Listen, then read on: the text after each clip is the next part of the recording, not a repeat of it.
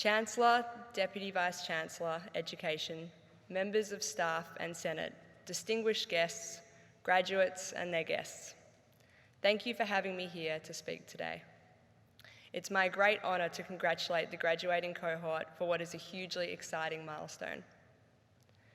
As an engineering graduate myself, I say with full confidence, and possibly some bias, that an engineering degree is a base that can take you to amazing places.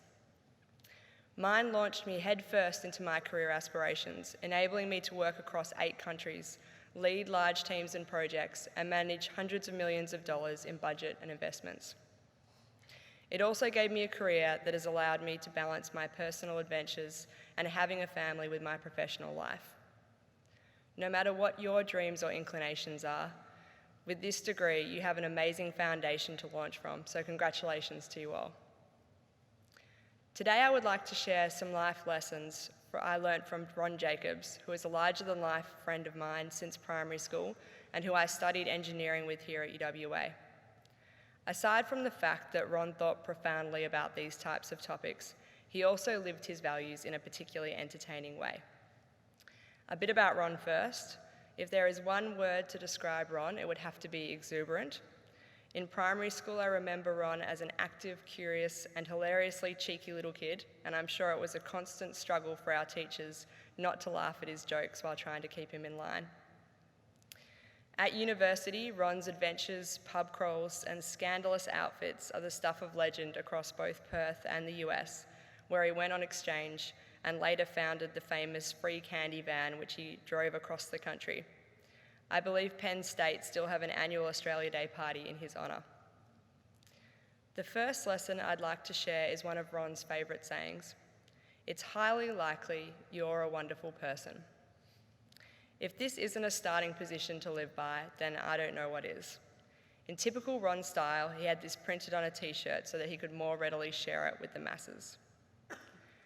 Assuming people are wonderful when you meet them not only helps you grow your personal relationships, but also your professional careers and your professional relationships. A starting position of you are most likely a good person, potentially having a rubbish day, is always going to serve you better in your interactions than assuming something deeper. My second lesson from Ron is the importance of curiosity and networking in driving your learning and development. As an aspiring engineer at uni, Ron's curiosity spanned a vast range of topics, including science, innovation, cultures, belief systems, and of course, people. A social butterfly seems an insufficient metaphor for Ron in terms of his energy and speed at social settings. He was an amazing networker. Many of you are about to embark on your first professional roles, and being curious, soaking up every piece of information you can like a sponge, and networking as much as possible are all critical launching platforms for your career. The last and most important lesson is about mental health. Even the seemingly happiest of people can be struggling terribly underneath. Ron took his own life 4 years ago now, and he is sorely missed by literally hundreds of people whose lives he touched. I know all of those people wish they had reached out to him one more time to check in and see how he was going. Mental health is not just about managing the challenge of mental illness, if or when it occurs for you, and for most of us it will come at some stage. It's broader than that. It's applicable to absolutely everyone, and it's tied to our overall well-being, happiness, and success. If you take care of your mental health, you are more likely to reach your potential in your career, have healthy and rewarding relationships, make a broader contribution, and manage through the stresses of life.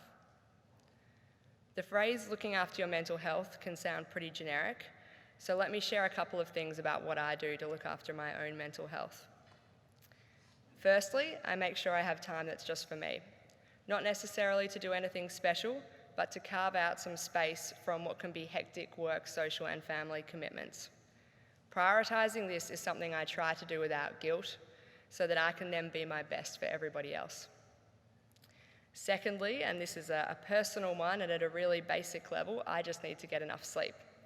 That, or I turn into a bit of a forgetful mess who has previously managed to share her personal email on screen in a room full of executives. Lastly, I find I need to align my actions with my values and understand where that boundary is. I personally have an irritatingly loud internal voice that will not be silenced on matters of value, and I always feel better when I act accordingly. As my husband said when I read this speech to him, my external voice is loud and persistent enough for both of us, and no one needs that extra internal noise. Everyone has different things that helps them to manage their mental health, and these are just mine.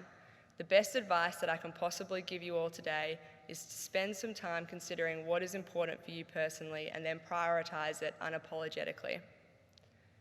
The final thing that I want to say that if you are ever struggling, ask for help. Never feel bad asking. Chances are that that person you're asking has been in your shoes at some point. And on that note, whenever you can, take the time to ask others if they are okay as well. In closing, I hope you, like Ron, live every day assuming others are most likely the wonderful people that they are and treating them as such. I hope you keep your curiosity at the forefront of your life. I hope you value your mental health, and just like your physical health, never take it for granted. As I said earlier, engineering is one of the best, if not the best, base for your career. Again, no bias from me, and one that I personally have found hugely satisfying. So finally in your careers, I hope you find the sense of purpose and achievement that I have. Enjoy the well-deserved celebration this week, and congratulations again on a tremendous milestone. Thank you.